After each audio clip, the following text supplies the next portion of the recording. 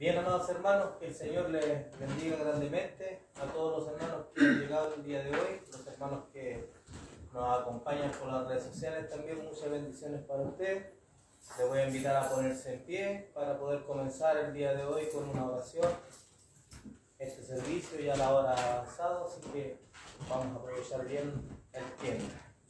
Padre, en el nombre de Jesús, te damos muchas gracias, Señor, por esta bendición de poder estar, Señor, en tu casa, para bendecir tu nombre, para honrarte y para tener un tiempo a los pies de tu palabra, Señor.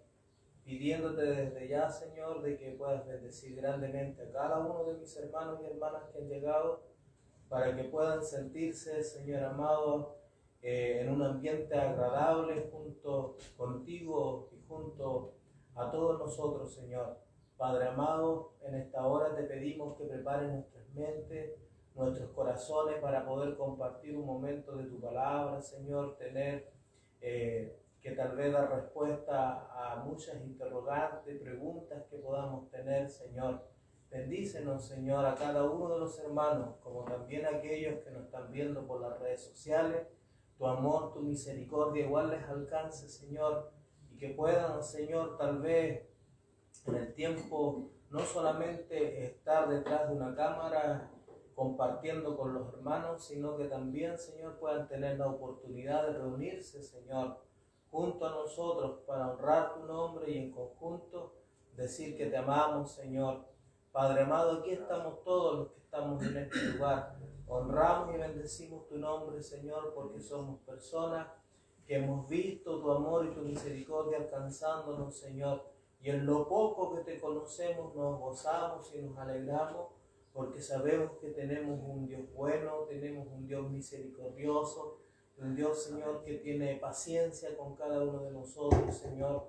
Padre, hay muchas otras cosas que no entendemos, Señor, pero por la fe estamos acá, Señor, no por vista y tal vez con muy poco conocimiento, Señor, pero hay algo en nuestro corazón que ha marcado nuestra vida y es en la fe, Señor, que ha provenido de ti a cada uno de nosotros. Padre glorioso, en tus manos estamos y damos comienzo, Señor, a este día especial de tu palabra, en el nombre precioso de Jesús. Amén y amén. Cantamos una alabanza, hermano Ricardo, antes de pasar a la palabra.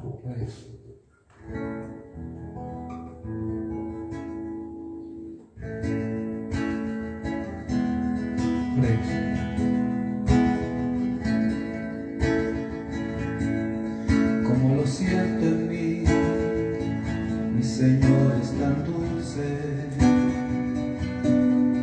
Como lo siento en mí, mi Señor es real. Cuánta dulzura en el amor de Cristo. Desde que Él vino a mí, me dio su paz. Cuánta dulzura en el amor de Cristo. Desde que Él vino a mí, me dio su paz. Como lo siento en mí, mi Señor es tan dulce. Como lo siento en mí, mi Señor es real. Cuánta dulzura en el amor de Cristo. Desde que Él vino a mí, me dio su paz. Cuánta dulzura en el amor de Cristo. Desde que Él vino a mí,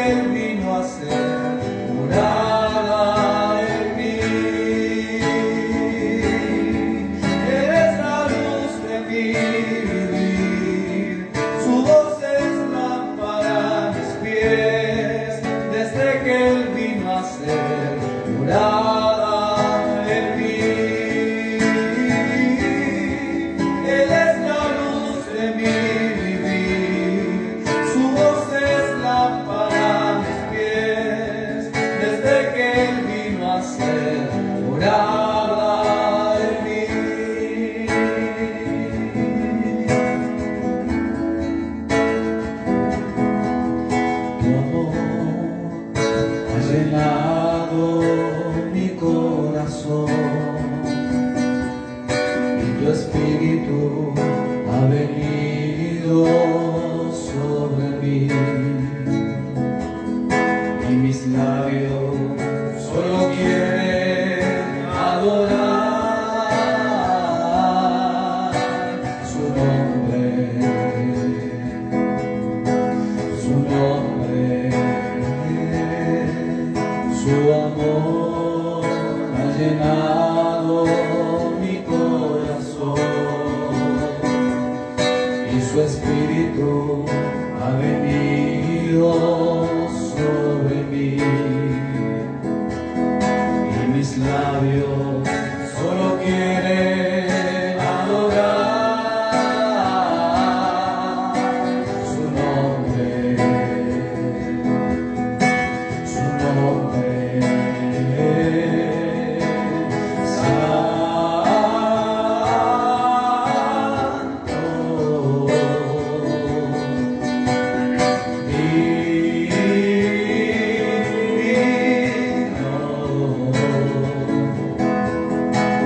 Say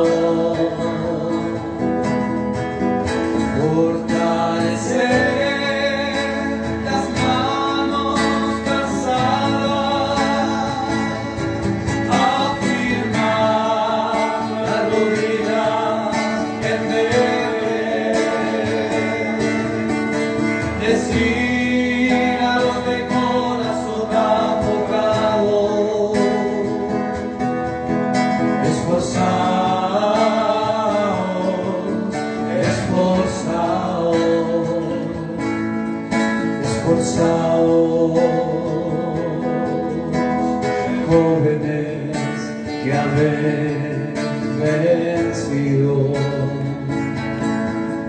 esforzados, hermanos que habéis combatido. No temáis, he aquí nuestro Dios vino ya con retribución, con pago. Es Jesucristo, precioso regalo, que con su sangre lavó nuestros pecados. No temáis, he aquí nuestro Dios vino ya con retribución, con pago. Es Jesucristo, precioso regalo, que con su sangre lavó nuestros pecados,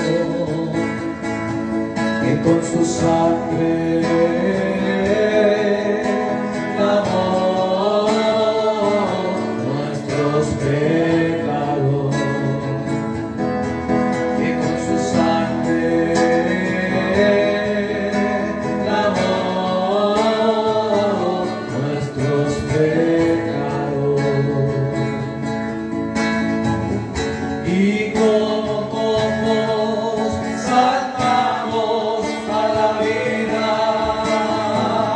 y como siervos en plenitud y alegría, hoy nuestras lenguas te confiesan, Jesucristo, que solo en ti hay vida. Y como pocos saltamos a la vida, y como siervos en plenitud y alegría, hoy nuestras lenguas te confiesan, Jesucristo, que solo en ti hay vida, que solo en ti, que solo en ti, que solo en ti hay vida, que solo en ti, que solo en ti, que solo en ti hay vida, que solo en ti, que solo en ti, que solo en ti hay vida.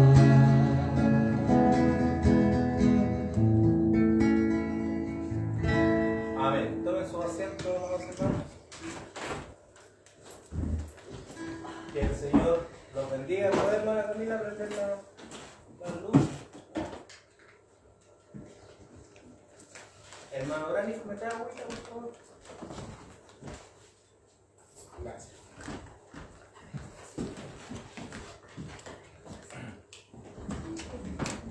Que el Señor los bendiga, amados hermanos. Amén. Vamos a comenzar el discipulado del día de hoy, día jueves 25 de noviembre ya del 2021. Mañana, con la ayuda del Señor, cumplo 43 años de edad ya.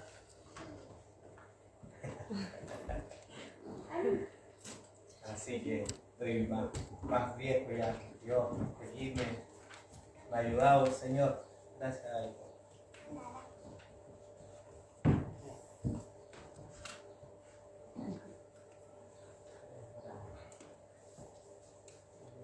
Así que vamos a pasar a lo que vamos a compartir el día de hoy.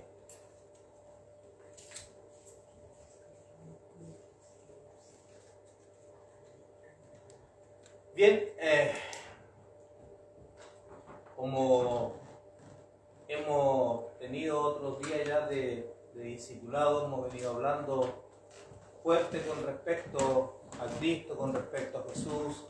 Hablamos sobre del personaje histórico, hablamos de Jesús en los evangelios, y creo que es tiempo ya de ir también profundizando un poco más en la vida de Jesús. De los que estamos acá, yo creo que los que también nos están escuchando por las redes sociales, yo creo que todos creemos que Jesús fue un personaje real histórico. ¿Amén? ¿Lo creen ustedes, hermanos y hermanas? Amén. Yo creo que Jesús fue un personaje histórico, que fue un ser humano que caminó hace aproximadamente poquito menos de 2000 años atrás. El Señor anduvo por acá, por estos caminos, vivió como nosotros, sintió como nosotros, como un ser humano normal. Entonces hemos venido hablando con respecto a eso, y cuando ya nosotros entendemos que Jesús fue un personaje histórico, entonces podemos ir avanzando en otras cosas con respecto a él. Por ejemplo, yo estoy seguro que si yo pregunto a todos los hermanos que estamos acá, y a la gran parte de los que están viéndonos por las redes sociales, les preguntara que si Jesús es Dios para ustedes, yo creo que todos diríamos que sí. ¿Ya? Aunque de repente hay cosas que no entendemos bien, hay cosas que todavía son difíciles para los seres humanos, para nosotros como cristianos, de poder comprender de dónde salió Dios, o la típica pregunta atea de si Dios creó todas las cosas, entonces ¿quién creó a Dios? Entonces hay montones de preguntas que pasan por la mente de las personas que de repente son difíciles tener explicación. Pero hay algunas cosas que sí podemos nosotros explicar por medio de la Escritura. Es muy distinto a hablarle a gente que no conoce al Señor, gente que no tiene la fe nuestra, que hablarle a gente que ya es poseedora de la fe de Jesús. Porque todos los que estamos acá, al menos los que estamos acá dentro de la iglesia, nosotros todos creemos que la palabra de Dios es infalible, es verdadera, y que lo que nosotros conocemos como la Biblia es la palabra de Dios. Que lo que dice ahí contiene el conocimiento para nosotros podernos acercar al Padre. Yo creo que todo eso nosotros lo creemos. Entonces, para hablarles a ustedes con respecto a Jesús se hace mucho más fácil, porque ustedes ya tienen la mayor base que puedan tener ustedes, que ustedes creen en la Escritura. O sea, yo puedo hablar con autoridad en la Escritura para poderles enseñar. Si yo estuviera, por ejemplo, hablando con personas que no son creyentes, que no son evangélicos, sería muy difícil y distinto poderles hablar con respecto a lo que hoy voy a compartir con ustedes.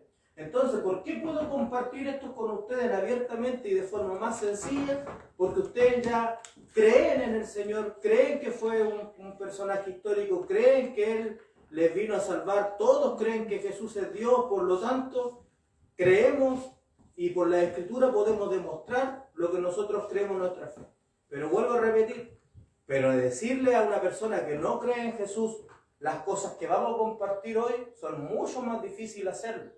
¿Ya? El día de hoy yo estoy hablando para gente cristiana, estoy hablando para gente que ya cree en Jesús, y vamos a comprender algunas cosas con respecto al Cristo, al Hijo de Dios. El tema que vamos a compartir hoy es la encarnación de Cristo. Vamos a tener varios discipulados hablando de Jesús, sobre su deidad, sobre su preexistencia, su encarnación. Vamos a tener un montón de discipulados donde vamos a dar fuerte, a hablar con respecto a eso, para que ustedes tengan un conocimiento más grande con respecto a lo que es su Señor. Porque si hay algo que nosotros como iglesia debemos saber, es conocer a nuestro Señor, que Él, mediante Él, su sacrificio, el que nosotros ahora estamos acá y podemos decir que somos salvos. ¿Ya? Entonces, el tema de hoy es la encarnación de Cristo. Ya el título que he puesto ahí, que ustedes lo ven sencillo, encierra algo que para mí me produce ruido. ¿Por qué la encarnación de Cristo y no puse la encarnación de Jesús? ¿Por qué esa diferencia? A ver, porque yo hubiera hecho lo mismo que yo hubiera puesto ahí la encarnación de Jesús que la encarnación de Cristo. ¿Por qué tiene que ser? ¿Por qué en el caso, ustedes los que están acá, conociéndome a mí ya más o menos la doctrina la cual se enseña acá en la iglesia, ¿por qué la encarnación de Cristo y el título no fue la encarnación de Jesús? Porque Jesús era el hombre.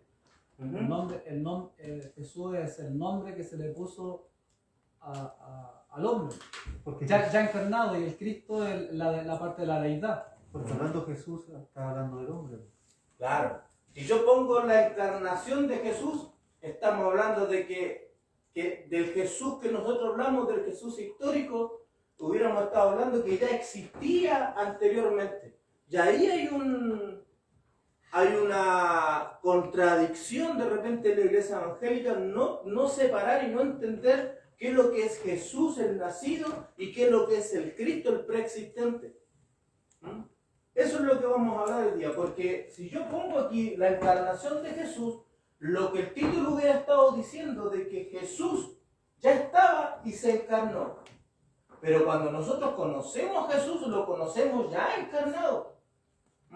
Por eso que la diferencia es la encarnación de Cristo, porque cuando hablamos del Cristo estamos hablando del ungido. Quiere decir que este Cristo ya existía, pero vamos a hablar desde el momento que se encarnó.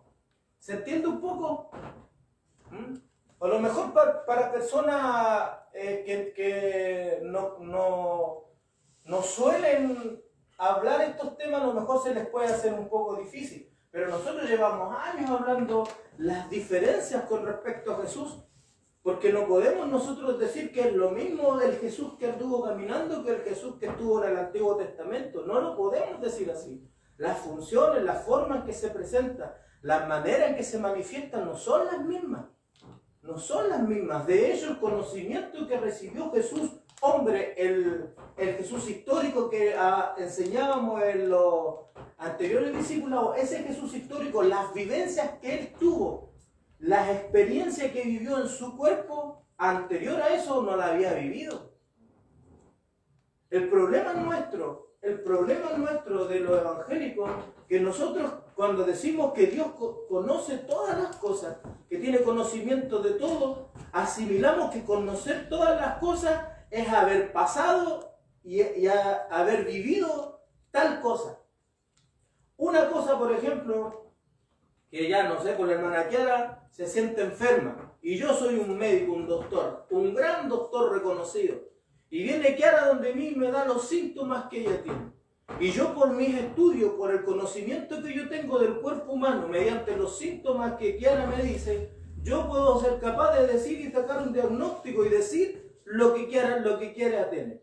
Le puedo decir, te duele la guatita, te pasa esto, otro, y ya tú tienes tal problema. ¿Por qué? Porque el conocimiento que yo tengo, el estudio del cuerpo humano que había tenido anteriormente, eso me hace a mí un conocimiento de lo que Kiara tiene. Pero eso no significa que yo estoy sintiendo lo que ella está viviendo. Solamente lo conozco en conocimiento. Entonces, cuando nosotros conocemos a Jesús ya encarnado, estamos hablando de que lo que sintió hace 2000 años atrás, todas las veces que tuvo hambre, las veces que tuvo sed, las veces que fue golpeada, en la deidad, en Cristo, jamás estas cosas habían ocurrido en él. La Biblia dice claramente en el Antiguo Testamento, dice que Dios no es hombre, que Dios no es hombre y ni hijo de hombre. Entonces, cuando lo clasifica de esta manera, quiere decir que las vivencias, que las cosas que nosotros como seres humanos vivimos, no necesariamente las vive Dios. Cuando Dios habla de amor, que Él tiene amor, que es venganza, que tiene todos los conceptos que nosotros tenemos como ser humano, no necesariamente son los conceptos que tiene Dios. Por ejemplo, del amor. Voy a dar un concepto, el amor. La otra vez creo que lo decía. ¿Cuál es el mayor amor que nosotros como ser humano conocemos? Y lo ponemos siempre de ejemplo, que el amor de madre. Y inclusive en algunos textos de la palabra Dios también usa ese conocimiento que tiene del ser humano. Y Él sabe que para nosotros como seres humanos el amor de madre es lo más grande que hay. Él hace asimilar el amor que Él siente con el amor de la mamá. Pero si nosotros profundizamos en lo que es el amor de Dios no es para nada, pero para nada igual al de la mamá. Para nada. De partida Dios, por ejemplo, no hace excepción. Y yo te quiero preguntar a ti, si está tu hijo y el hijo mío, y tienes un pan, ¿a quién se lo vas a dar tú? ¿A quién vas a preferir tú? Si te crees tan justo, vas a decir, voy a partir la mitad. Pero si en esa mitad tú logras ver que una mitad te sale un poquito más grande, vas a darle esa más grande a tu hijo. Y eso no es amor de Dios. El amor de Dios, cuando los hijos cometen un mal, el amor de Dios va y los corrige y los castiga. No es un tapadero como muchas veces son las mamás, disculpando en este tiempo, porque hablar así de repente de las mujeres en este tiempo puede traer problemas y conflictos. Pero cuando hablamos de amor en la parte emocional, las mamás de repente son muy injustas con los hijos. De hecho, le tapan muchas cosas de lo que los hijos hacen. Los padres jamás se enteran de lo que los hijos hacen hasta que después se ven los resultados, y ahí recién los padres se enteran de lo que los hijos muchas veces pasan. Con esto no quiero decir yo que el amor de los padres es mejor, ¿no? El ser humano, el mejor amor que conocemos nosotros como ser humano es el de la mamá. Pero el de Dios sobrepasa eso. ¿O no? ¿Creen ustedes o no que sobrepasa el amor de Dios? De hecho, es tan así que la Escritura dice que el amor de Dios, ¿qué dice? Sobrepasa todo entendimiento. Todo entendimiento. Entonces, cuando nosotros vemos en la Escritura que Dios se hace semejante a los hombres para que nosotros podamos comprender, no significa que Dios es así. No significa que Dios, por ejemplo, cuando la Biblia dice de que Él nos tiene en su mano, por ejemplo, no quiere decir de que Él tiene una mano grande y que tú estás ahí encima. Lo que te quiere decir de que Él está bajo Él, bajo su protección, bajo su poder. Eso es lo que quiere decir, pero para que tú logres comprender, el problema es que el cristiano evangélico es tan básico para pensar que cuando dice que Dios está en su mano, en vez de pensar de que estás bajo el poder de Dios, estáis pensando en que Dios te nació una tremenda mano. Y es más, y voy a decir una cosa, por ejemplo, hay muchas veces, yo delante veía un video en YouTube donde le preguntaban a un sacerdote, le preguntaban, si Dios es tan bueno, ¿por qué permite el mal? Típica pregunta, ¿por qué permite el mal? Y esa pregunta la cual la podemos hacer, ¿por qué permite el mal? Entonces, si Dios es el que controla todo, Dios es el que controla tus pasos, Dios es el que controla aquí. Entonces, de alguna forma, el ateo que le hablaba al sacerdote tenía razón, pues teníamos un Dios de que nos castiga por hacer el mal, pero también nos enseñaron de que todo lo que hacemos es porque Dios lo tiene planificado, y hablamos de una manera así incorrecta de Dios. Y Dios no es así, pues hermano. No es que Dios esté aquí diciendo, pónete tú esta ropa, pónete esta otra, pónete aquí, pónete allá, pónete acá. No, la vida es fluye mucho más de lo que nosotros creemos. No es que Dios esté interesado aquí todo el tiempo con sus propias manos diciendo, ya pónete esta ropa y tirándotela. Dios, imagínense a Dios, es como el dueño de una fábrica. Dios y creó una fábrica, creó las máquinas y está haciendo diferentes tipos de productos. Él lo hace, Él lo supervisó cuando esta fábrica comenzó, vieron los productos todos, con el tiempo lo fueron las máquinas ajustando para que dieran lo que Dios quería. Y cuando esa fábrica está completa como Dios quiso, como el dueño la quiere esa fábrica, entonces ya el dueño se despreocupa de esa fábrica. ¿Por qué? Porque ya la fábrica está lista, está empezando a trabajar y está sacando los productos que él quiere. Dentro de eso, cuando el dueño deja de estar ahí, dentro del proceso suceden situaciones, suceden cosas, salen productos defectuosos y un montón de cosas.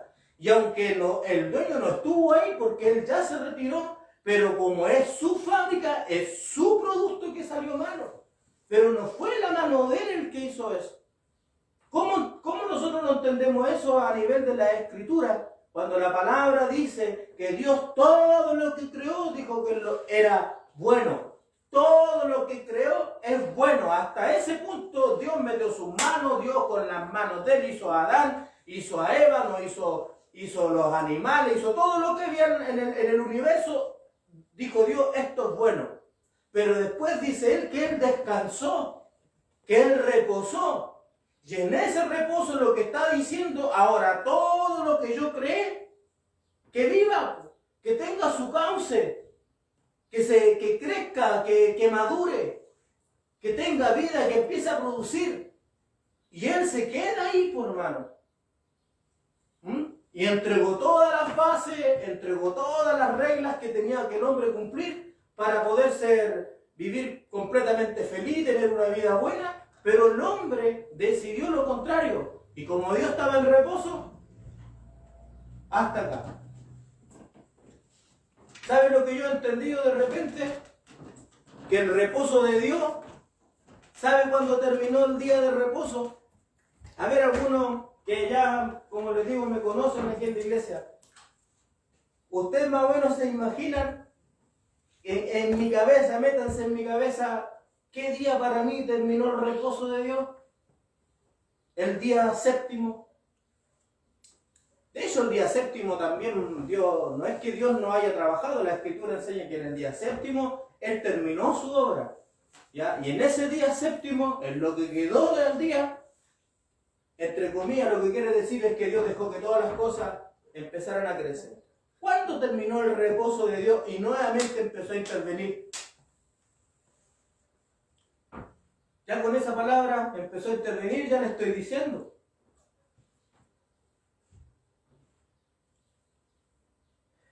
Cuando enfrentó a Adán y Eva, cuando le preguntó Dios. No. Cuando empezó a intervenir Dios nuevamente en la vida y el día de reposo termina y empieza de nuevo el día, como dice en el libro del Hebreo, vendrá un nuevo día. ¿Cuándo empieza? Con la encarnación de Cristo Jesús, del Hijo de Dios. Ahí Dios nuevamente interviene en la tierra, porque ¿qué es lo que hace? Hace que su Hijo venga, que nazca, que el Cristo, que según el título, la encarnación de Cristo, lo que quiere decir, si tú tienes entendimiento, lo que quiere decir que este Cristo ya estaba, pero se encarnó. Este Cristo que se encarnó fue para que la vida nuevamente empezara de nuevo. La transformación ¿cómo decir? El trabajo de Dios con el ser humano comenzó de nuevo. Él empezó a intervenir en la vida del ser humano. Ahora Dios intervino, de hecho nos justificó, de hecho Dios nos santificó. Dios dice que exhibió públicamente a todas las potestades, a las autoridades malignas. Por lo tanto, Dios ya, no es que Dios no haga nada aquí en la tierra. Dios, del momento que mandó a Cristo Jesús, Él vino nuevamente a intervenir. El cese que había tenido en el séptimo día termina con la venida del Hijo de Dios y empieza ahora el reposo en Cristo Jesús. Entonces, la encarnación de Cristo. Primero, como diría el libro de Juan, para el que tenga entendimiento, para el que tenga entendimiento, si hablamos de la encarnación de Cristo, lo que estoy diciendo, parafraseando el título, digo, Cristo ya existía, pero se encarnó. Y cuando hablamos de encarnarse, quiere decir de que tomó un cuerpo, como el que tenemos en este caso nosotros. Dice la Escritura, en la introducción, mire, yo coloqué abajo un texto bíblico que dice, no se turbe vuestro corazón, creéis en Dios, creed también en mí. Esas son palabras de Jesús. Habiendo conocido y creído en Jesús como personaje histórico, que lo que yo le he venido diciendo este ratito, en este tema que vamos a empezar hoy día, veremos su naturaleza divina, que Jesús nos revela por su palabra, y así poder comprender su encarnación. Entonces, yo les decía de que como ustedes ya son personas cristianas y creen en la autoridad de la palabra, entonces yo por la misma palabra les voy a mostrar cómo fue que Cristo se encarnó. No voy a usar un libro filosófico, no voy a usar un libro histórico para poderles hablar, porque como estoy hablando con creyentes, para mí es suficiente la Escritura para poder mostrarle. ¿Ya? Por ejemplo, uno de los principios protestantes más famosos que hay es que hay una solo por gracia, sola escritura, sola fe. Una fe, solo por gracia, una y solo escritura. En este caso vamos a usar sola escritura. ¿Ah? Los católicos, por ejemplo, ellos usan dogmas también, aparte libros filosóficos, diferentes libros que han escrito sus teólogos que tienen. El que a mí me gusta y he leído un poco es Tomás de Aquino, tiene excelente filosofía y teología cristiana. ¿Ya? Pero nosotros vamos a hablar específicamente de Jesucristo con la Biblia, no vamos a usar otros libros. ¿Podemos demostrar la encarnación de Cristo por medio de la filosofía? ¿Qué creen ustedes? ¿Se podrá mostrar la encarnación de Jesús por medio de la filosofía? ¿Por medio de otros pensamientos que no sea la Escritura? ¿Qué opinan ustedes? ¿Se podrá o no se podrá?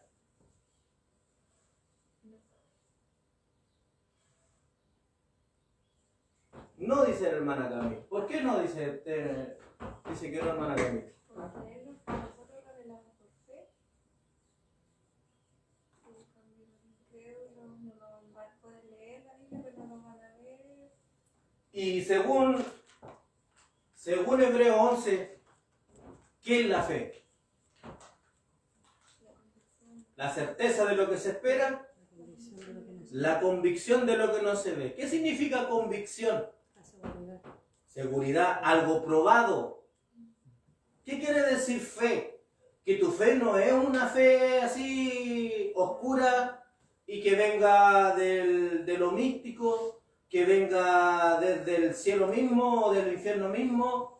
La fe nuestra viene de cosas probadas, de gente que vivió, de testimonios. Por eso que Dios envió a los discípulos a que predicaran el Evangelio. Ellos transmitieron la información de lo que vieron. ¿Qué dijeron los apóstoles? El apóstol Juan lo dijo. También lo dice Pablo. También lo dice Pedro con diferentes palabras. Pero Juan lo dice de manera explícita. De lo que hemos visto y de lo que hemos oído. Entonces nuestra fe no es una fe de loca, no es una fe ciega como de repente los cristianos creen que este asunto es. No, la fe que tenemos nosotros es una fe probada. Tú a lo mejor en el momento la crees y Dios te da el don de fe. Y tú empiezas a creer, pero Dios mediante te da esa fe, también te va dando respuesta a tus preguntas. Tú no quedas así en negro, en la nebulosa toda tu vida viviendo, no, yo sé que Jesús existe nomás, yo sé que es verdad nomás, porque la fe me lo dice. No, tú lo crees porque crees en la autoridad de la Escritura, crees en la autoridad de los apóstoles, por eso has creído en él. Entonces se puede hablar de esto, pero con filosofía, con otro tipo de conocimiento, claro que se puede hablar. Pero es peligroso y es difícil hablarlo. No es tan sencillo hablar el tema de la encarnación por medio de la filosofía, pero si ustedes lo buscan, si ustedes estudian con respecto a la filosofía, se van a dar cuenta que muchas cosas que son filosóficas también se meten en la Escritura. Y de hecho vamos a hablar un poquito sobre eso. Entonces, todos los que estamos aquí hemos creído que Jesús es un personaje histórico. Lo vimos un poco con la historia secular, como lo vimos también lo que decían los evangelios de Jesús. Todos creemos, para nosotros no hay duda. Entonces, en ese que nosotros creemos que fue un personaje histórico, Él dice en Juan 14:1, no se turbe vuestro corazón. ¿Creéis en Dios? ¿Creéis también en mí? ¿Qué es lo que está diciendo Jesús con esa frase? Creed en Dios, creed también en mí. Primero, ¿qué es lo que está haciendo Jesús ahí? Diciendo esto. Poniéndose a la par con Dios. Poniéndose a la par con Dios. Poniéndose, diciéndole a los demás que como ellos creen en Dios y lo que dice Dios es verdad, entonces ustedes tienen que creerme a mí también porque lo que yo digo es verdad también. Se está poniendo a la altura de Dios. ¿Ya? Entonces, mediante las escrituras, nosotros vamos a ver si real, vamos a ir entendiendo un poquito sobre la encarnación de Jesús. ¿Es real la encarnación de Cristo? ¿Es real la encarnación de Cristo? Porque para nosotros en este tiempo, darle respuesta a esta pregunta es sencillo. Porque aunque no tengamos mayor conocimiento, para nosotros, con todo lo que tenemos en la Escritura y el tiempo que ha pasado y los predicadores y todo lo que hemos escuchado, yo creo que todos creemos de que Cristo se encarnó, que es real. Pero hubieron tiempos, y aún hay en estos tiempos, pero creo que ninguno de nosotros, que no creyeron en la encarnación de Jesús. Aún en el primer siglo ya se veía una creciente corriente gnóstica o gnóstica. ¿Qué significa gnosticismo? ¿Quién tiene idea de lo que es el gnosticismo? ¿Han escuchado hablar ustedes del gnóstico, de las personas gnósticas? Del gnosticismo. De ahí vamos a dar respuesta a eso. Vamos a ver, al tiro aquí tengo la... Es muy larga, por eso que no la quería poner. Pero yo la voy a leer de aquí. La voy a leer acá mejor, porque si no, no la van a ver ustedes.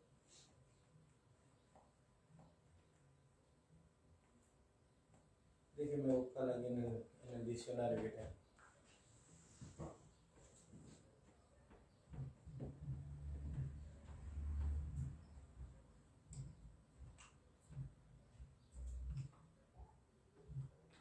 Muy larga la definición, pero vamos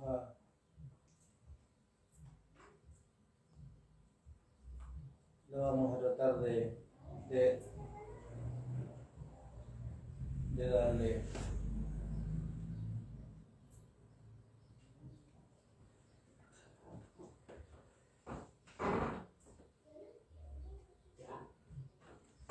El gnosticismo, mejor se lo voy a dejar ahí, después si alguien lo quiere leer, lo va a leer. Pero yo se lo voy a explicar en breves palabras. El gnosticismo era una corriente filosófica que había en aquellos tiempos, que nació desde antes de Jesús, pero después con la venida de Jesús se complementó una corriente filosófica de conocimiento con respecto, se mezcló el cristianismo con el judaísmo y con el esoterismo, digamos, como las filosofías que usaban en el Medio Oriente. Se empezaron a unir estas cosas y empezaron a sacar una corriente de pensamiento. El gnosticismo viene de gnosis, que significa conocimiento. ¿Qué decían los gnósticos, la gente gnóstica? Ellos decían de que había una diferencia, el ser humano se componía de un área espiritual y de un área material. Y eso es lo que nosotros también creemos, pero lo que ellos llegaron a decir, de que para poder ser salvos las personas, la única manera de poder ser salvos era mediante el conocimiento. No mediante la fe en Cristo Jesús, creer en Jesús, sino mediante el conocimiento. Pero no el conocimiento de la escritura de la palabra, sino que ellos creían un conocimiento que venía por medio de las cosas ocultas, como que venía por revelación, venía todo este tipo de cosas. Entonces, ¿qué es lo que creían los gnósticos? Creían de que Jesús había venido a la tierra, pero no había tomado nunca un cuerpo de ser humano, sino que Jesús, cuando él anduvo acá, era un ser espiritual que anduvo caminando. No era una persona, era un ser espiritual, no tenía cuerpo, no tenía carne. Entonces, como ellos creían en la deidad, ellos creían que la deidad cuando vino era imposible que la deidad, que era pura, pudiera tomar un cuerpo humano. Entonces ellos empezaron a predicar y a enseñar en las iglesias de que Jesús nunca había venido en carne, sino que él siempre fue un espíritu. ¿Ya? Similar a lo que creen los testigos de Jehová en este tiempo, pero la diferencia de los testigos de Jehová, que los testigos de Jehová ellos creen en la encarnación de Jesús, pero ellos creen que cuando resucitó, resucitó como un gas, resucitó como un espíritu. ¿Ya? Entonces, ¿Es real la encarnación de Cristo? Siempre se anduvo peleando por esto, hubo un conflicto con esto. Primera de Juan, capítulo 4, verso 3 dice: y todo espíritu que no confiesa que Jesucristo ha venido en carne, no es de Dios. Y este es el espíritu del anticristo, el cual vosotros habéis oído que viene y que ahora ya está en el mundo. O sea, ya en el tiempo de Juan había personas que negaban que Jesús había tenido un cuerpo humano. ¿Tú crees que Jesús es Dios? Amén, podrían decir. Entonces, si tú crees que Jesús es Dios, imposible que tuviera un cuerpo humano, porque la deidad es espíritu. Jesucristo lo dijo. ¿Ah? Mi Padre es espíritu. Entonces, si Dios es espíritu, ¿cómo nosotros podemos decir que tuvo carne? Entonces eso se empezó a enseñar en aquellos tiempos. Y yo creo que lo mejor ahora, yo mismo le puedo decir a usted, ¿cómo Dios va a poder tener carne? Si la Escritura dice que Dios, que el cielo es su trono y que la tierra es estrado de sus pies, ¿cómo puede ser que Dios, siendo fuego, todo poder, venga a tener un cuerpo humano como el de nosotros?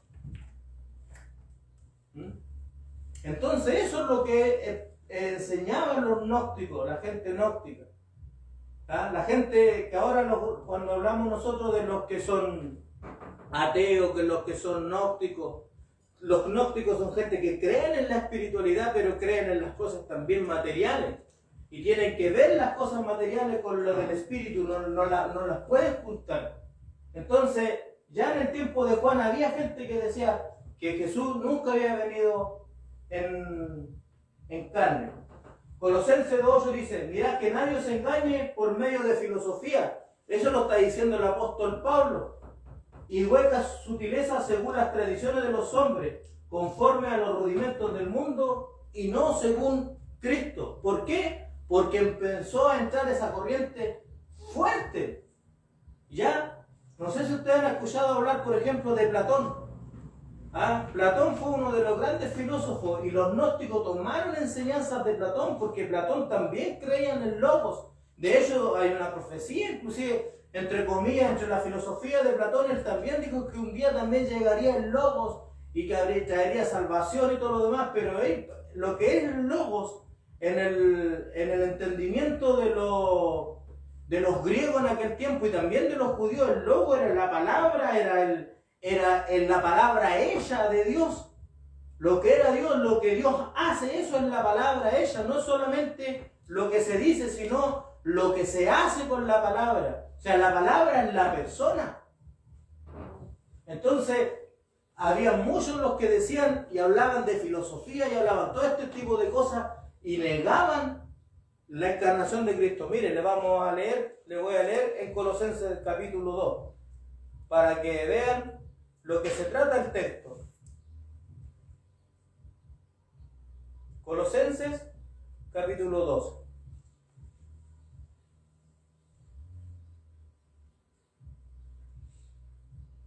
Dice: porque quiero que sepáis cuán gran lucha sostengo por vosotros y por los que están en la Odisea y por todos los que nunca han visto mi rostro, para que sean consolados sus corazones, unidos en amor, hasta alcanzar toda la riqueza, y escuche bien, del pleno entendimiento, a fin de conocer el misterio de Dios el Padre y de Cristo.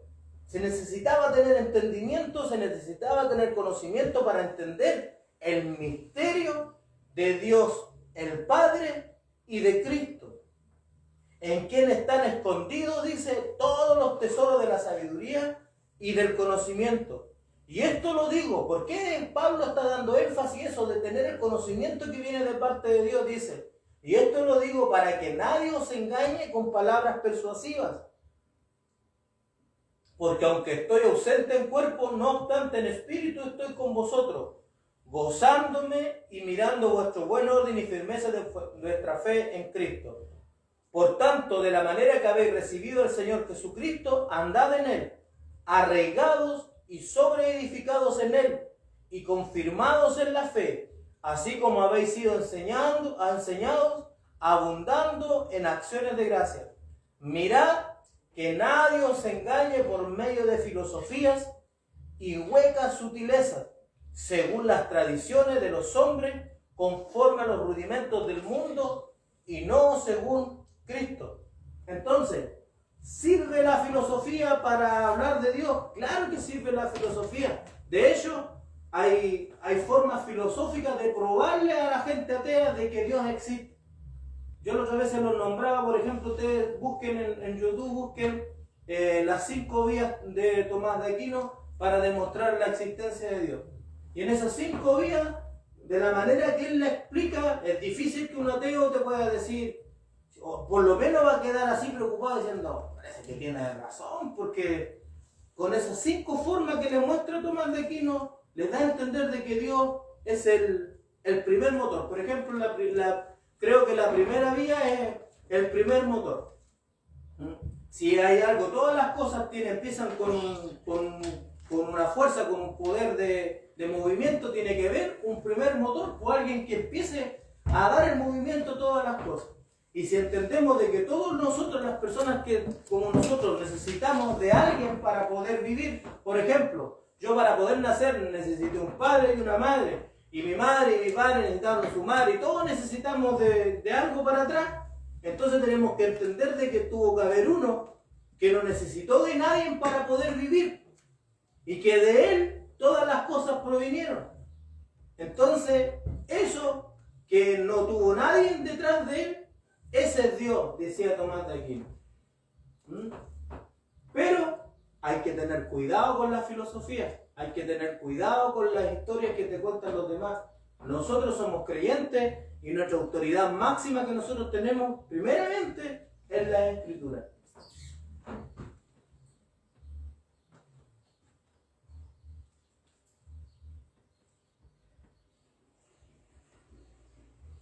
El Logos.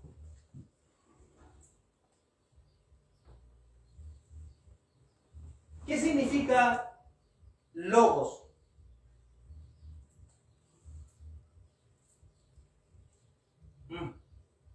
¿Quién sabe lo que significa Logos? Es una palabra que los cristianos lo usamos mucho. Mejor, diría, podríamos decir nosotros, esto que está aquí, un logo, un logotipo. ¿Qué es lo que es un logo? Según la Escritura, cuando los cristianos, ustedes van a escuchar muchas veces cuando vayan a diferentes iglesias, van a escuchar que hablen del logos. ¿Qué significa el logo? El logo significa palabra, fue traducido en la Escritura que nosotros tenemos como el verbo. Pero la palabra logos es importante que nosotros la podamos entender, porque la palabra logos, de hecho, el primero que lo ocupó fue un filósofo como 600 años antes de Cristo, que fue Heráclito. Él sacó la palabra logos. Y el logo tenía que ver con una acción, razonar de hablar, de la fuerza de hacer las cosas. Entonces, la palabra logo es importante que nosotros la atendamos. ¿Por qué? Porque la encarnación tiene que ver con esto. Para empezar a hablar de la encarnación es necesario que entendamos la palabra logos, porque de ahí viene fuertemente la enseñanza de la encarnación. Entonces, logos, palabra, yo le coloqué verbo, que significa logos en el griego. Palabra significa palabra. Se emplea como título del Hijo de Dios, traduciéndose verbo.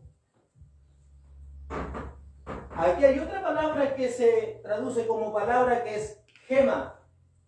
Tanto gemas como logos se traducen palabra y palabra. Gema es el dicho, lo que se expresa, a hablar. Es más individual que el logo, siendo su relación con él como una parte a un todo. Logo incluye los pensamientos, así como lo que se expresa, comparar el uso de los términos francés, mot y parole, que en el diccionario sale ahí lo que significa. Entonces, una cosa, gema, que vendría siendo lo que tú, como tú las cosas lo dices, pero luego tiene que ver todo lo que tú tienes en tu mente, lo que tú eres como persona y te expresas. Por ejemplo, Dios es amor. ¿Por qué nosotros decimos que es amor? Porque lo mostró, se expresó el amor. Entonces luego tiene que ver con lo que se muestra.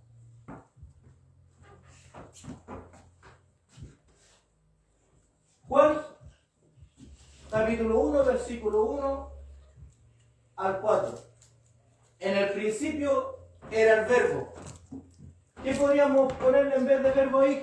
¿Qué otra palabra podríamos poner ahí? Logos, ¿cierto? También podríamos poner palabra. Hagámoslo con palabras nuestras. En el principio era la palabra. Y el verbo y la palabra era con Dios. Y la palabra era Dios.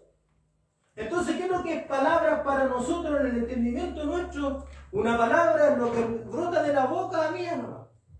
Pero en el contexto que estamos hablando, donde se está hablando un pueblo judío, donde están hablando, usándose palabras griegas, para ellos cuando hablan de la palabra están hablando de lo que es la persona, de lo que es la persona, de lo que es en el pensamiento y de lo que expresa. Entonces cuando dice en el principio era la palabra, entonces te está diciendo claramente de que el Jesús histórico que nosotros hemos estudiado los otros días, entonces él ya existía anterior de que fuera un ser humano, existía y se le conocía como el logos, como el verbo, como la palabra. Dice que ya era desde el principio. Y dice que y el verbo era con Dios. Y el verbo era Dios. ¿Por qué dice en el principio era el verbo? ¿Ha dejado de ser el verbo Cristo? ¿Ha dejado de ser la palabra? ¿Por qué dice en el principio era el verbo? Y el verbo era con Dios. Y el verbo era Dios. A ver, ¿quién puede explicar eso? Es sencilla la respuesta. ¿Por qué dice en el principio era el verbo? Y el verbo era con Dios. Y el verbo era Dios. Algunos lo podrían tomar como que era anteriormente. Pero ¿qué es lo que está haciendo alusión? Juan 1, versículo 1 y 4.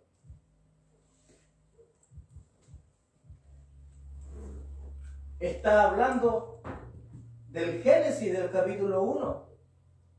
Todo lo que fue creado, dice Pedro, fue creado por la palabra de Dios. También lo dice en el libro de Hebreos. Por la palabra fueron creadas todas las cosas. Entonces cuando Juan empieza hablando aquí, en el principio era el verbo, quiere decir que todas las cosas que fueron hechas en el principio, siempre estuvo el Cristo. ¿Ah? Porque se supone que nosotros entendemos, ¿cierto?, que del que está hablando aquí es de Jesús. Pues de hecho, después más abajo lo vamos a ver bien. Y dice, en el principio era el verbo, y el verbo era con Dios, y el verbo era Dios.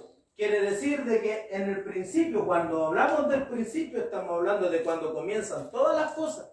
Porque hay un momento que era la eternidad y un momento cuando las cosas empiezan.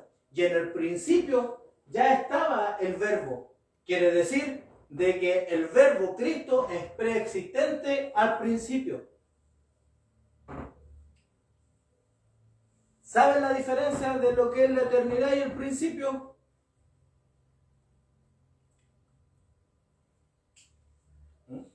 La eternidad, pregunta, así para razonar. ¿La eternidad tiene principio? ¿Tiene fin? ¿Qué creen ustedes? Hijo, ¿me traes más agüita, por favor? ¿Tendrá principio y fin la eternidad?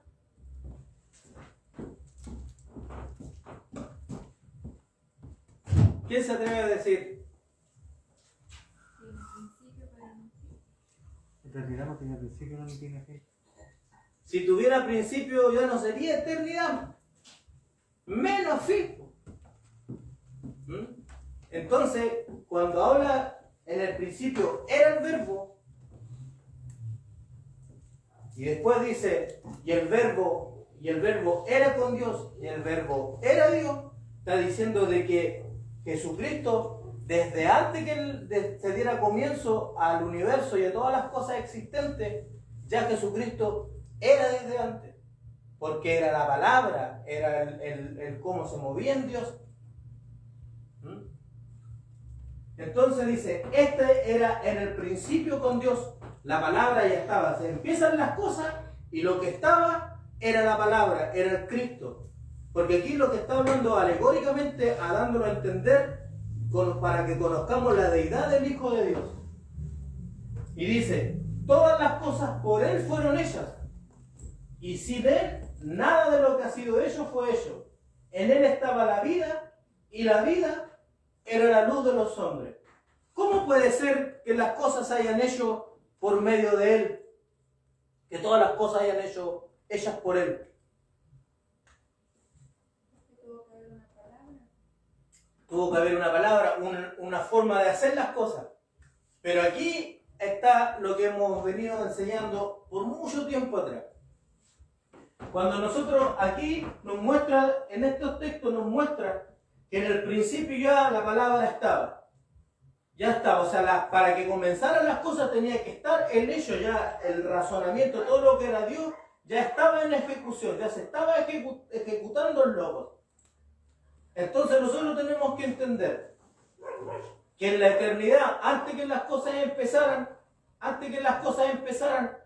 lo primero que se tuvo que haber el logos. Lo primero que tuvo que hacerse fue el logos. ¿Cómo? ¿Cómo se hizo el logos?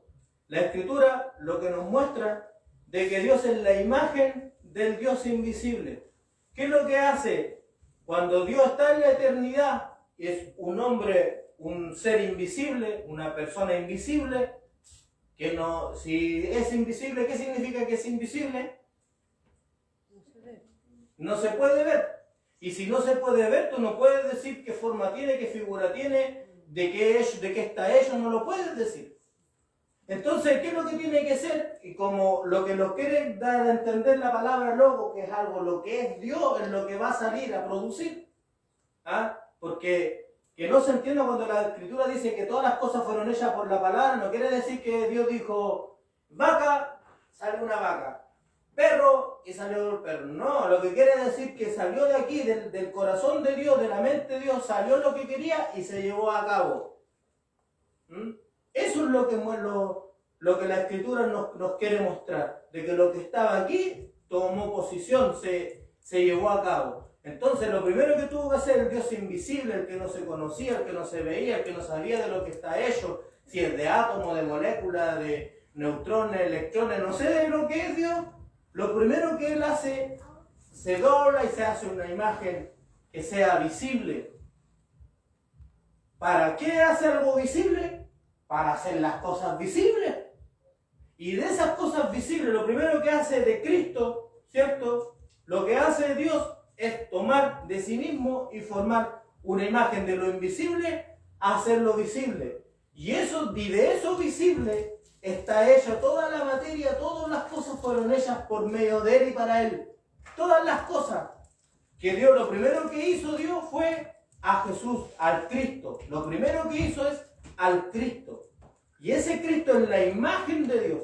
Y en esa imagen está la materia y está todo lo que se necesitaba para que el universo empezara a evolucionar, empezara a correr. Imagínense ustedes, yo sé que es difícil comprender esto. Nosotros todos los días vemos gente nacer, vemos gente que muere, gente que vive y distintas cosas. Pero si tú te empiezas a preguntar, ¿pero cómo comenzó esto? ¿Cómo comenzó la vida? De algo tuvo que haber salido, de alguna forma tuvo que haber pasado. Y los científicos siempre se están preguntando cómo se inició la vida, el universo, una explosión y un montón de cosas. Lo que la Escritura me muestra de que tenemos un Dios invisible, que Él es la fuente de poder de todas las cosas. Pero como es invisible, como no es una materia, no es algo que se pueda tocar, tangible, que se pueda conocer, entonces lo primero que Él hace es hacer su imagen. Y esa imagen nosotros la conocemos como el Cristo.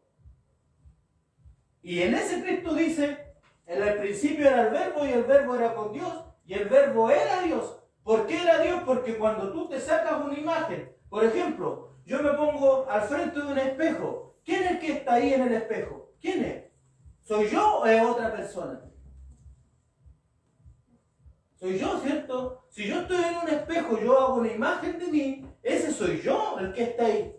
Pero está en un espejo reflejándose lo que yo soy. Dios es invisible. Entonces lo que hace Dios es una imagen que sea visible. Y esa imagen visible era necesaria. ¿Por qué era necesaria que fuera visible?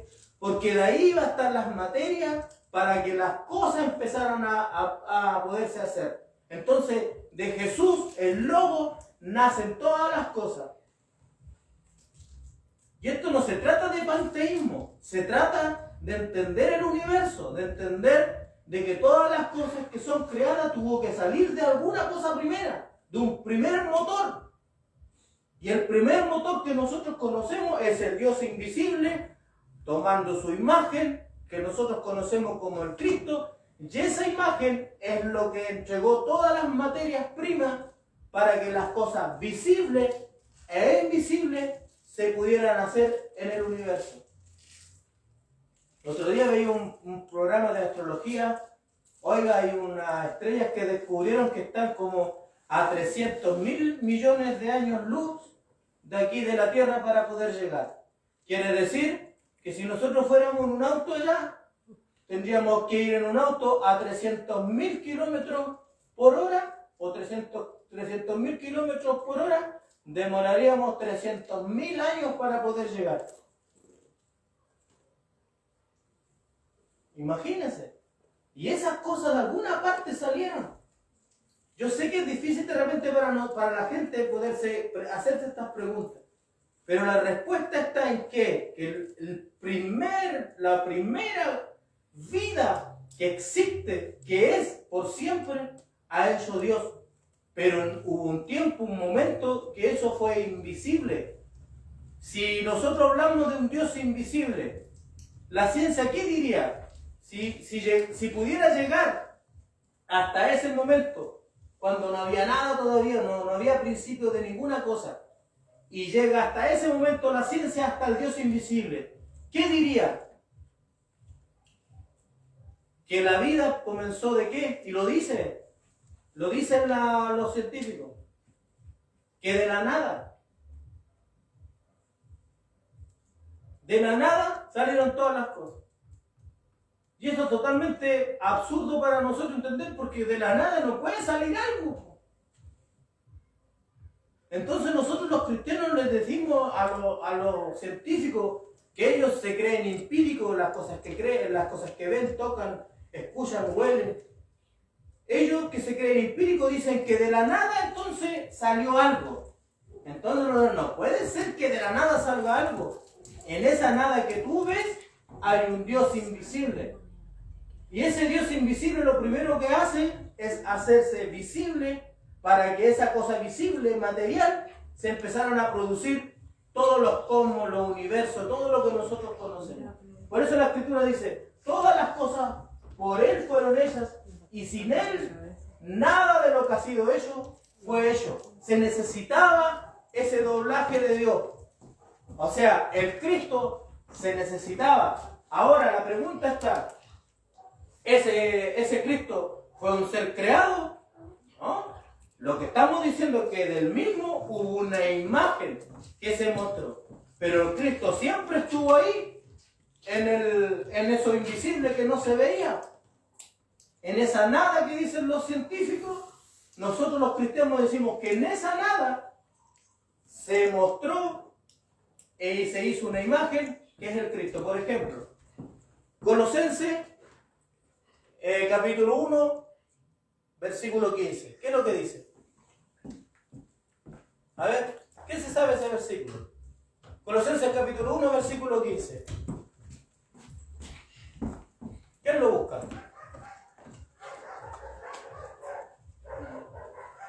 Yo creía que te lo sabían porque es un versículo que nosotros lo manejamos mucho acá.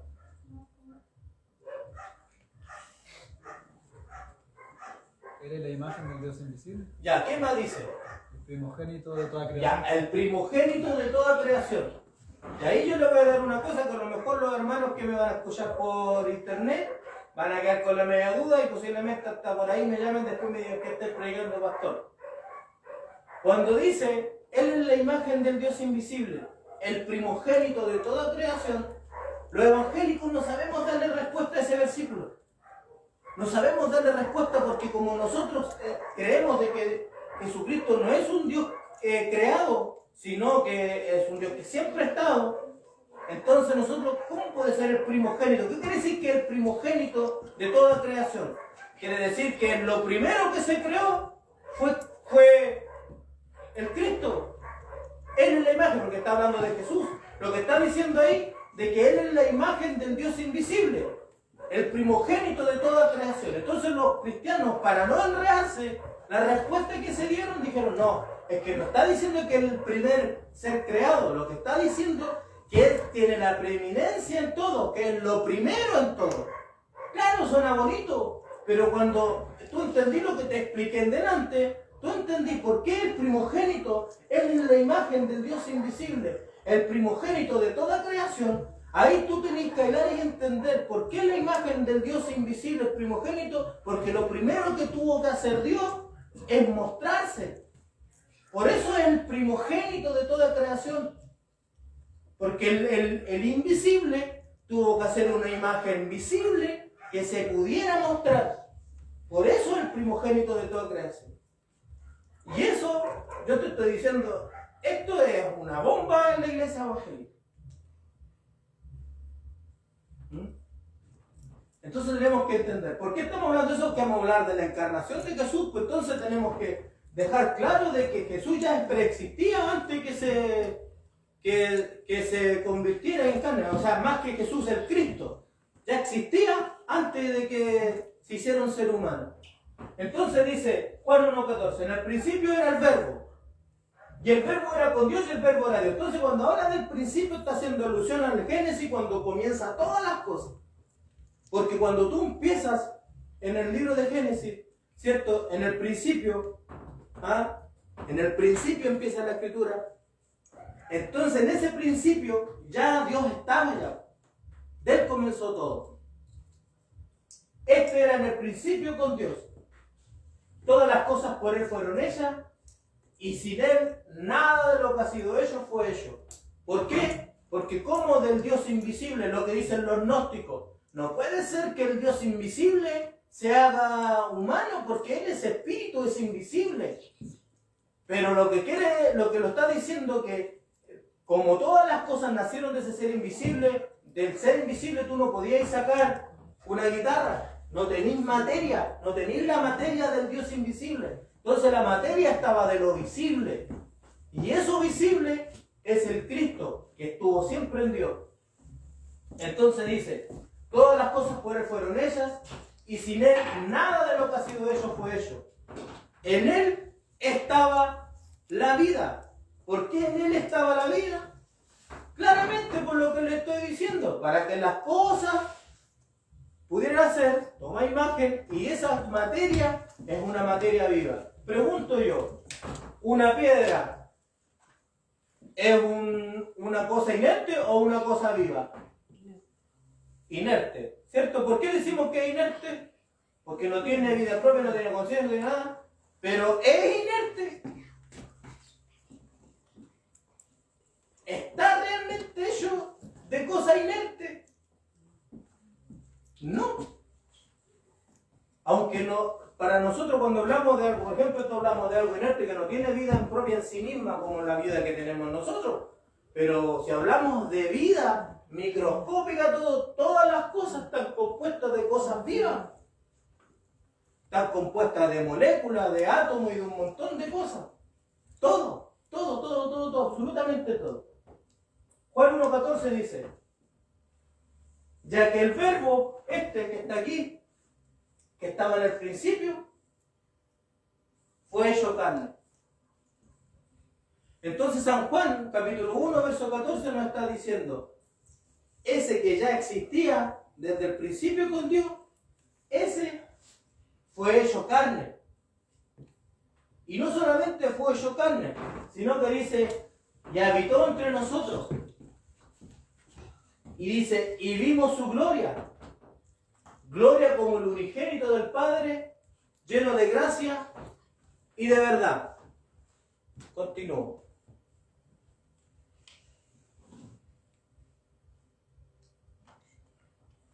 Entonces, dejando los versículos anteriores claros de que el Cristo ya era de antes que se hiciera carne, porque por ejemplo, antes que naciera la hermana Loreto, ¿ella existía? ¿Qué dicen ustedes? ¿Existía Loreto antes de nacer? Sí, pues. No, que se formó el vientre, ¿no?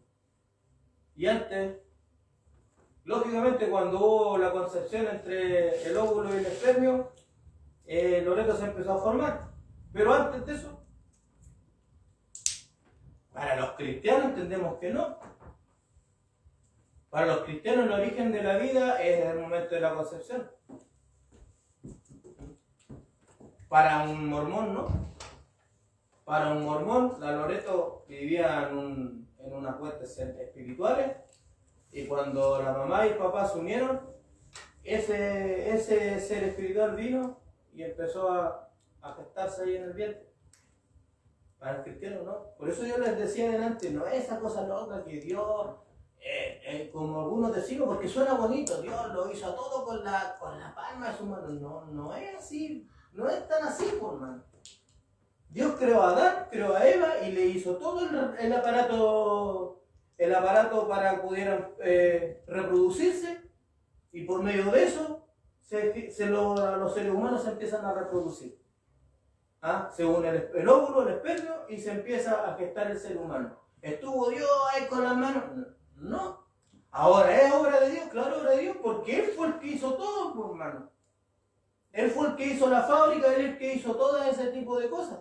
Pero esas cosas de que Dios, esas cosas para entender de que en todas las cosas que están hechas, es Dios el que las hizo. Es para que nosotros logramos comprender que la fábrica es de Dios. Pero a nosotros nos gusta más creer en que Dios, cuando tú estabas ahí, te empezó ahí con un... No, hermano, eso muestra nuestra ignorancia todavía de cristianos. Todavía muestra nuestra ignorancia que tenemos de cristianos pensando de, no sé, hubo un Adán y una Eva, ¿no? Y a ellos se les dio mandamiento de que procrearan, pues, hermano. Entonces, cuando nosotros somos tan niños para pensar, yo creo que tienen razón los ateos que se ríen de nosotros. Entonces, hablamos y entendemos por los otros textos de que Cristo ya estaba, que nació, que se hizo carne. Entonces aquí vemos algunos textos más con respecto a la preexistencia de Jesús. Yo quiero hablar aquí, profundizar un poco la preexistencia de Cristo, demostrarla con unos textos que ustedes ya lo conocen, lo manejan, pero los hermanos por internet no lo manejan, así que lo vamos a compartir. Voy a demostrar la preexistencia de Dios por la figura que he puesto en la escritura de Cristo, que es Adán. Dice, veamos la preexistencia de Jesús de la figura de Adán. Romanos 1:4 dice de que Adán es la figura de Cristo, ¿o no? Es el tipo de Cristo, es la figura. O sea, que en Adán nosotros podemos sacar cosas para entender quién es el Cristo. Pero como a nosotros nos gusta más saber de que Adán y se comió una manzana y nos gusta esas cosas en vez de sacar lo que realmente está ahí. Porque les cuesta a los evangélicos entender de que muchas de las cosas que están escritas ahí están para que nosotros conozcamos a Dios, para nuestro conocimiento, pero cosas que no son real en sí mismas, por hermano. Hay historia, hay cosas que están para que nosotros podamos comprender que no necesariamente tuvieron que ser un hecho verídico en sí, sino que en la manera que Dios se expresa para que nosotros podamos comprender la verdad oculta de Dios. Por ejemplo, el árbol de la ciencia del bien y el mal, por hermano. Yo creo que aquí, al menos en la iglesia acá, ya hace rato entendimos de que el árbol de la ciencia del bien y el mal no era un árbol, pues menos que daba una manzana, sino que el árbol de la ciencia del bien y el mal era el conocimiento que provenía de otra fuente, no del árbol de la vida que es Cristo. El conocimiento venía de otro árbol, de otra fuente. ¿Quién es esa fuente? La comunión que tuvo el ser humano con el mal, con el maligno. De ahí recibió la información que debió haber recibido del árbol de la vida que es Cristo Jesús. Al que comía del árbol de la vida, recuerde, ese no podía morir. Y Jesús dijo, dijo, el que come de mí y el que come de mí nunca más va a tener hambre, y el que toma mi sangre nunca más tendrá sed. El que come mi carne y toma mi sangre, ese tiene la vida. Entonces nosotros entendemos que todo lo que sale en el Génesis, o gran parte, es simbólico. ¿O no, hermano? ¿O no lo cree así usted? ¿O cree literalmente que es así? Es simbólico en gran parte. Si Moisés, que fue el que escribió el Génesis, no vivió en el tiempo de Adán, pues hermano. Menos cuando recién lo creó, pues. Menos iba a escuchar a Dios cuando le dijo, hagamos al hombre nuestra imagen y semejanza, si todavía no lo hacía. ¿De dónde escuchó Moisés? Dios le mostró, lo inspiró para que nos mostrara de alguna forma, nosotros pudiéramos comprender estas cosas que están ocultas ahí al ojo del ser humano, y que podamos comprender mejor un poco el universo. Entonces, por ejemplo, Génesis capítulo 2, verso 21, verso 22, dice: entonces Jehová Dios hizo caer sueño profundo sobre Adán, y mientras éste dormía, tomó una de sus costillas y cerró la carne en su lugar. Y de la costilla que Jehová Dios tomó del hombre, hizo una mujer y la trajo al hombre. ¿Qué es lo que quiere decir ahí Dios? De que realmente Dios abrió una costilla, sacó una costilla y empezó a formar, hizo una mujer. O lo que está diciendo de ahí es de que en el hombre la mujer siempre ha estado, que lo único que hizo Dios en el principio, estamos hablando en el principio de la generación humana. Cuando hablamos del Génesis, está hablando, desde Adán en adelante, está hablando de la generación humana como la que nosotros conocemos, un ser humano pensante, el Homo sapiens sapiens. No el Homo erectus de antes, de atrás, o de las cavernas, no. Está hablando del ser pensante, desde Adán. De ahí cuenta la historia de Dios. A ese hombre lo hizo con una diferencia con los hombres que habían visto antes de Adán. ¿Cuál es la diferencia de Adán con el Homo erectus de atrás? ¿Cuál es la diferencia entre un cavernícola, digámoslo palabras sencillas, y entre Adán? Esto, que Adán tenía la imagen de Dios. Tenía la imagen de Dios, tenía raciocinio, tenía espíritu, tenía alma, tenía cuerpo. Era un ser completo. Cuerpo, alma, espíritu. Lo hizo un ser pensante con raciocinio. Entonces, esa es la historia que empieza a contar la Escritura.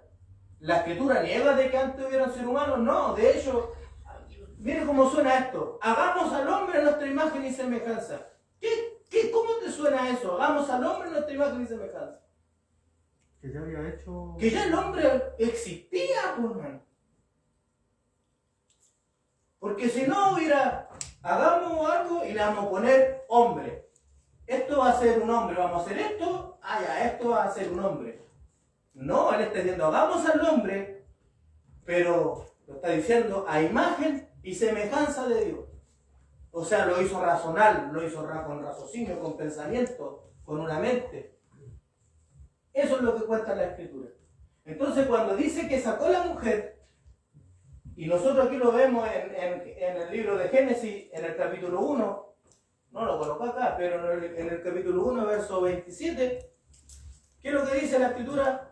Y lo creó Dios, y creó Dios al hombre, varón y hembra lo creó. Entonces, ¿qué es lo que hace entender Dios? Que en el hombre la mujer siempre ha estado. ¿Los científicos dicen lo contrario o no? ¿Dicen lo contrario los científicos lo que Dios está diciendo aquí? No. Porque los científicos dicen de que en el hombre está el genoma X, Y. ¿O no? ¿Cierto? Entonces la mujer estaba ahí, siempre ha estado ahí. Entonces, si nosotros lo vemos a la historia para conocer a Dios, porque recuerden las palabras de Jesús en San Juan capítulo 5, del 38 en adelante. Él hace entender que todo lo que habló Moisés lo hablaba de él. ¿Ah?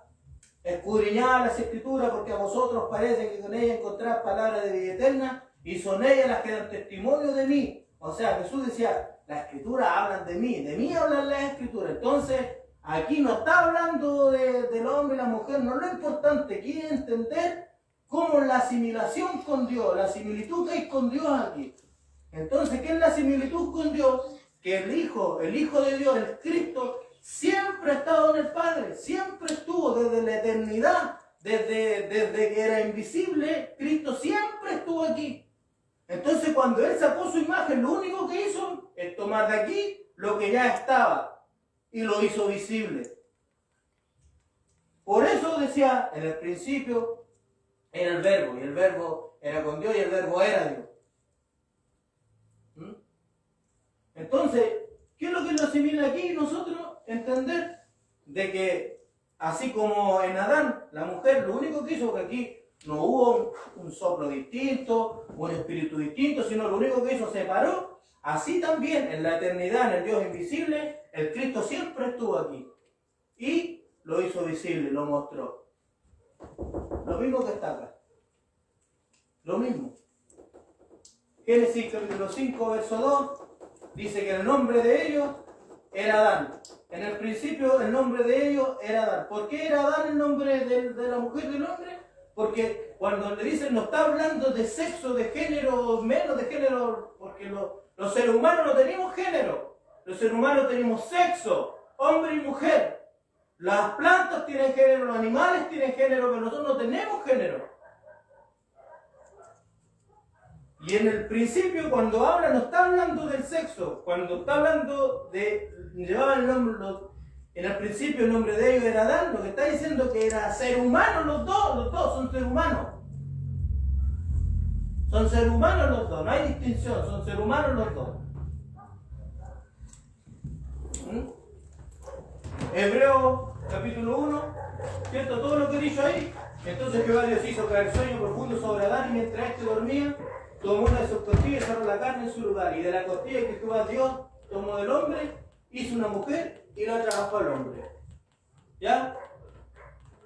Comparar. Hebreo 1:3, el cual, hablando de Jesús, siendo el resplandor de su gloria y la imagen misma de su sustancia. Entonces es el Cristo. ¿Quedamos claros de que Cristo existía antes de que naciera como Jesús? Yo quedo claro, ¿no? ¿Ustedes quedan claros, hermano?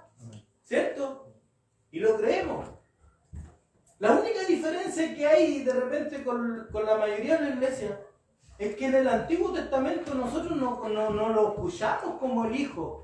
Siempre lo vemos como Jehová en el Antiguo Testamento. El Hijo se empieza a hablar, en el Nuevo Testamento se empieza a hablar como el Hijo. De ahí salió la doctrina del Hijo Eterno y toda la cosa, y yo ahí no estoy de acuerdo.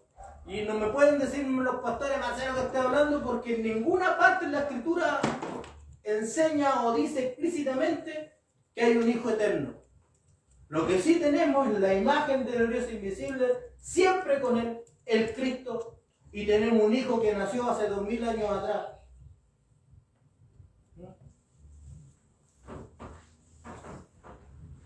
Y vamos a ir concluyendo. Aquí hay varios textos más, los vamos a leer simplemente. Miqueas 5:2 dice, pero tú, Belén Éfrata, aunque eres pequeña entre la familia de Judá, de ti me saldrá el que ha de ser gobernante en Israel, y sus orígenes, escuche, son de tiempos antiguos, desde los días de la eternidad. Hablando de Miqueas en el Antiguo Testamento. Juan capítulo 8, verso 58. Jesús le dijo, en verdad os digo, antes que Abraham naciera, yo soy. Está hablando, le está diciendo a los fariseos, y aquí yo quiero que ya empiecen a pensar como más maduros en el Evangelio. Está hablando que así como lo veían ahí, con un cuerpo de carne, de hombre, como ser humano, que si le pegaba se le ponía morado el ojo, está hablando que de esa manera estaba antes que Abraham. No. Está hablando como el Cristo, en su deidad. Porque como hombre, ser humano, tenían razón los fariseos de decirle, pero ¿cómo naciste? No tenías ni 50 años, ni siquiera eres de antes. Claro, en ese sentido tenían razón. pero en su deidad era otra cosa. Pero los evangélicos, yo todavía discuto con hermanos que me dicen que Jesús ese mismo ya estaba desde siempre arriba en el cielo. O sea, ese hijo de carne que vino a encarnarse hace 2000 años atrás, se existió de cuando estaba. Claro, ahora el Cristo que ascendió a los cielos anda ahí, puede andar en todos lados, pero hagamos distinciones, por hermano. Si no, ¿para qué estudiamos y digamos puras tonteras nomás? Juan 17:5. Y ahora glorifícame tú, Padre, junto a ti, con la gloria que tenía contigo antes que el mundo existiera. Lo mismo aquí. Jesús está ahí, con carne y hueso, hablando con los discípulos. Le está diciendo de que así como está ahí, antes tenía la misma gloria que el Padre. No, pues hermano, si ahí, está vivo, ahí está con el cuerpo. Si tú crees de que estaba así antes, entonces no se encarnó, ya venía encarnado, ya era carne. Pues. Si no, lo que está diciendo ahí en su deidad, como el Hijo, como el Cristo, siempre estuvo en la gloria del Padre. Pero ahí le está diciendo, ahora glorifícame tú. Y escuchen el versículo. Padre, junto a ti, con la gloria que tenía contigo antes que el mundo existiera. Entonces ahí está haciendo una clara distinción de que ahora está en un lado y que Él quiere volver al lado que estuvo. ¿O no? Es claro, pues, hermano, es claro. No tiene por qué haber esa contradicción de decir, no, es que Jesucristo ahí dice de que Jesús antes ya estaba arriba en el cielo. No, hay una clara distinción. Por algo le está diciendo que Él quiere estar ahí en la gloria que Él estuvo desde antes. Porque ahora, como está aquí cumpliendo su ministerio en la tierra terrenal encarnado, entonces no está allá. Como deidad, Jesucristo dijo, San Juan capítulo 3, verso 11 creo que, ¿no? A ver, veámoslo. Ya voy terminando, hermano. Quería hacerla cortita hoy día, pero es difícil. San Juan capítulo 3, acá está, versículo 13, ya, versículo 12 primero. Si os he dicho cosas terrenales y no creéis, lo que yo le estoy diciendo es todo terrenal, todo fácil de entender. ¿Cómo creéis si os dijere las celestiales? Nadie subió al cielo, sino el que descendió del cielo, el Hijo del Hombre que está en el cielo. Entonces alguno me dice, no, es que ahí dice que está en el cielo, o sea, el hombre está ahí y está acá. No, hay que entender la preexistencia. ¿Por qué aquí le coloqué la preexistencia de Jesús? Fue porque este Jesús que ahora ven aquí ya había existido antes, pero al principio hablé de la encarnación del Cristo. Como ya hablamos un poco de la encarnación del Cristo, ahora ya el Cristo se encarnó y el Jesús, yo digo que ese Jesús ya tenía una vida preexistente antes que se hiciera carne. Entonces, Juan 17:24. Mire, escuche. Padre, quiero que lo que me has dado estén también conmigo, donde yo estoy, para que vean mi gloria, la gloria que me has dado, porque me has amado desde antes de la fundación del mundo. ¿Ya? Entonces todos estos textos nos hablan sobre la... ¿Qué? ¿No tienen espacio para allá?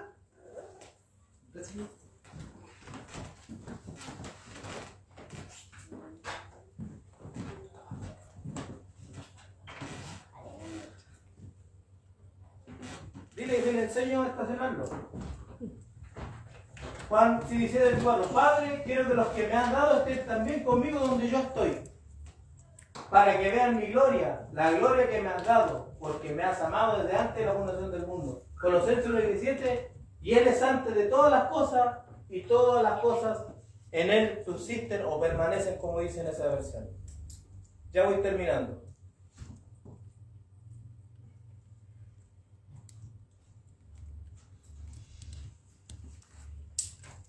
¿Qué significa entonces que Cristo se encarnó? Escuchen bien, porque con esto terminamos. Cristo tuvo cuerpo humano. Cuando hablan de la encarnación de Cristo, quieren decir que ese que vivió antes tuvo un cuerpo humano. Juan 1.14, lo que leíamos delante, dice: y aquel verbo fue hecho carne. Y para que se entienda y no crean que se hizo carne en otro lugar, dice: habitó entre nosotros y vimos su gloria como el unigénito del Padre, lleno de gracia y de verdad. Hebreos 2.14. Así que por cuanto los hijos participaron de carne y sangre, él también participó de lo mismo.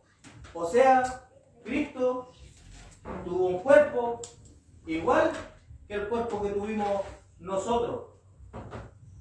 No solamente tuvo un cuerpo humano, sino que también tuvo una mente humana.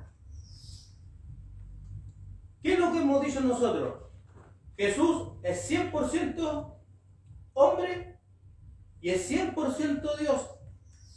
Entonces el hombre se compone de cuerpo, se compone de alma y se compone de espíritu. Entonces, para que Jesús también se encarnara y fuera como nosotros, tenía que tener las mismas cosas que nosotros. ¿Ya? Entonces, ¿qué tiene en comparación con Ricardo y conmigo? Tiene un cuerpo. Chiquiamo, tiene cuerpo. ¿Encaja dentro de lo humano? Hasta el momento sí. Tiene cuerpo. También tiene mente humana. Que la mente humana tiene que ver con el alma, con los pensamientos. Lucas 5:52, escuche. Y Jesús crecía en sabiduría y en estatura y en gracia para con Dios y los hombres. ¿Qué quiere decir? Si dice, y Jesús crecía en sabiduría, ¿qué es lo que está diciendo ahí? De que Jesús de a poquitito va aprendiendo cosas. Y yo me pregunto, si Jesús es Dios y lo sabe todo, entonces ¿por qué dice ahí de que fue creciendo en sabiduría? Ricardo, ¿por qué dice que Jesús crecía en sabiduría? Porque su parte humana estaba... Porque tenía una mente humana, que tenía que irse ejercitando, tenía que ir aprendiendo, tenía que ir estudiando, tenía que pasar las mismas cosas que nosotros. Entonces, estas dos cosas que nosotros tenemos acá nos muestran que Jesús fue 100% humano. Por eso Isaías dice de que fue experimentado, o sea que experimentó. Experimentó. Y ahí fue paulatinamente del chico hasta adultez.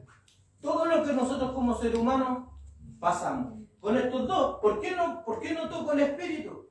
Porque el espíritu no es algo que sea del hombre propio, es algo que viene de Dios. O sea, decir de que no, el Jesús no podía tener otro espíritu distinto, porque si tuviera tenido otro espíritu distinto, ni como Dios ni como hombre, no puede ser un espíritu distinto. Porque todos nosotros, todos los seres humanos tenemos espíritu, y ese espíritu es Espíritu Santo. Todos.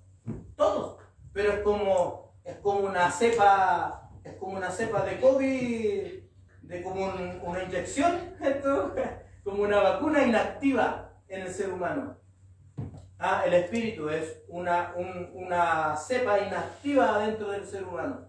Cuando tú te conviertes al Evangelio y llega la fe a tu vida y Dios manda el Espíritu Santo, el Espíritu, que es el mismo Espíritu Santo, ese vive. Y el Espíritu de nosotros empieza a tomar fuerza y a tomar vida en el cuerpo de nosotros. Empieza a alborotarse el bicho por dentro ahí. En este caso, el Espíritu Santo. Si nosotros ese bicho activo del COVID se pudiera reactivar, todos estaríamos enfermos de COVID, pero te mandan una cepa inactiva que no se puede volver a activar. En cambio, el Espíritu Santo, que está inactivo en el ser humano, porque cuando Dios sopló su espíritu, no tiene otro espíritu, tiene un espíritu nomás. Y el Espíritu de Dios es santo. Ese sopló dentro de todos los seres humanos, así que todos los humanos tienen algo de Dios. De hecho, todos cuando morimos, ¿qué pasa con el espíritu? Vuelva a Dios que lo Vuelva a Dios que lo dio. ¿Ya? Entonces las características de un ser humano que nosotros tenemos que notar para decir de que que Jesucristo fue 100% hombre, es que tuvo un cuerpo humano, tuvo una mente humana. Y en esa mente humana tuvo una voluntad también, ¿o no? Tuvo una voluntad distinta a Cristo, hablando de Jesús, la encarnación, al Cristo desde el principio. ¿Hay una diferencia en la voluntad? Claro que hay una diferencia. De hecho, es tan notoria la voluntad que tenía él como humano que él dice: Padre, que se haga tu voluntad y no la mía. ¿Qué quiere decir? De que tenía una voluntad como hombre también. Y eso tiene que ver con esto, con la mente humana. ¿Ah? Los que trabajan con la cabeza, ¿cómo que se llaman estos? Que tienen que ver con todas las partes del cerebro. Los que trabajan con la neurología y todo esto, que tienen que ver con toda esta parte de la otra. Hay un nombre especial que no me recuerdo bien. Ellos hablan, por ejemplo, que todas las cosas que nosotros hacemos son choques eléctricos, tenemos adentro aquí. Las neurociencias. Es de que tenemos un choque eléctrico y eso nos dice lo que tenemos que hacer, lo que tenemos que vertir, pero todo es una cosa eléctrica adentro que pasa en nuestro cerebro. Todo es material, todo es inmanente. En cambio, la Escritura nosotros nos habla de un alma, y esa alma es la que toma dominio de nuestra mente, de nuestro cerebro, de las neuronas, y hay un control ahí. Cuando tu alma está en la carne, las neuronas te trabajan de hecho para el mal. Pero cuando el alma está pegada en el espíritu, las neuronas de tu mente te trabajan de mejor forma. Tus decisiones son buenas, tus decisiones son agradables delante de Dios.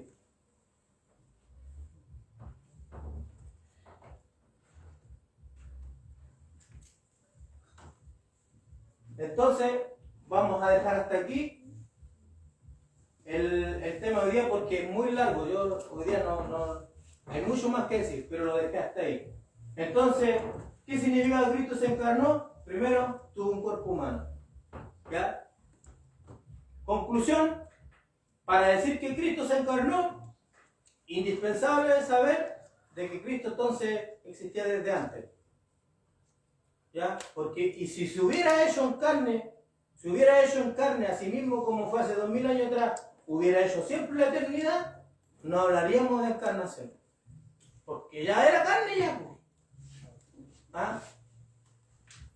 Aparte que la Escritura es clara, dice que Dios fue manifestado en carne. Claro. Que se manifestó en carne, o sea que vino. Se mostró, claro. De otra forma que... Entonces, cuando nosotros no entendemos estas cosas, así no logramos comprender que una cosa es el Hijo de Dios y otra cosa es Dios. Cuando hablamos del Hijo de Dios específicamente, no tienes que tú encauzarlo al Cristo desde siempre. Tienes que encauzarlo al hombre nacido, porque fue ese el que murió por ti. Claro, porque si tú cuando hablas del Hijo de Dios, tu mente se te va al Cristo, al preexistente, entonces, ¿qué gracia tenía de venirse a encarnar y morir por ti si tú no le das honra al que murió por ti, hermano? Por eso es la diferencia, por eso es que para aceptar la salvación nosotros tenemos que aceptar de que Jesucristo es el Hijo de Dios y que el Padre le resucitó de entre los muertos. Pero nosotros, como no sabemos hacer esa distinción y nosotros creemos que hablar del Hijo de Dios es lo mismo que hablar de la deidad y la eternidad, entonces no sabemos hacer esa diferencia. El Hijo de Dios, cuando hablamos del Hijo de Dios, los cristianos, hablamos del Cristo encarnado. Y ese que se encarnó, se le llamó el Hijo de Dios. En el Antiguo Testamento estaba oculto eso del Hijo de Dios, todavía no se entendía, no se comprendía. Hay la canción de Marco Witt que dice: Hijo de Dios recibe toda la gloria, exaltando justamente al Hijo de Dios. Claro, el problema está eso, como les digo, el problema de la iglesia evangélica es que no sabe hacer esa distinción cuando hace el Hijo de Dios. Y eso es culpa de la enseñanza que ha visto. Porque el Hijo de Dios siempre lo apuntan al preexistente, pero el Hijo de Dios se debe apuntar al nacido, al que nació de María. A ese se debe apuntar, a ese se debe mirar cuando hablamos de Hijo de Dios. ¿Ah? Claro, entendemos que tiene una preexistencia y de eso fue lo que hablamos, pero nosotros necesitamos y tenemos que entender y creer en la encarnación, porque por medio de ese medio de la encarnación es como nosotros recibimos el beneficio tan hermoso que tenemos, que es la salvación. Entonces, después de esto vamos a hablar de la humillación del Hijo de Dios. La humillación de Cristo. Y esa es parte de la locura de la predicación, de que nosotros albergamos una fe en un hombre que tuvo una vida terrenal. Yo sería un loco hablando en los tiempos de Pablo. A lo mejor ahora no suena tan loco porque ya somos millones los que creemos, pero en los tiempos de Pablo, decir que Jesús tenía una preexistencia como el Cristo era una locura, por más. Entonces él tuvo que explicar las cosas para los creyentes, no para los ateos, porque no era difícil en aquellos tiempos. Pero para nosotros que ya llevamos tanto tiempo, que tenemos tanto luz de la palabra y que todavía no sepamos separar estas cosas, estamos mal ahí, por mal. Bien, que el Señor los bendiga, amados hermanos. Los voy a invitar a ponerse en pie para orar.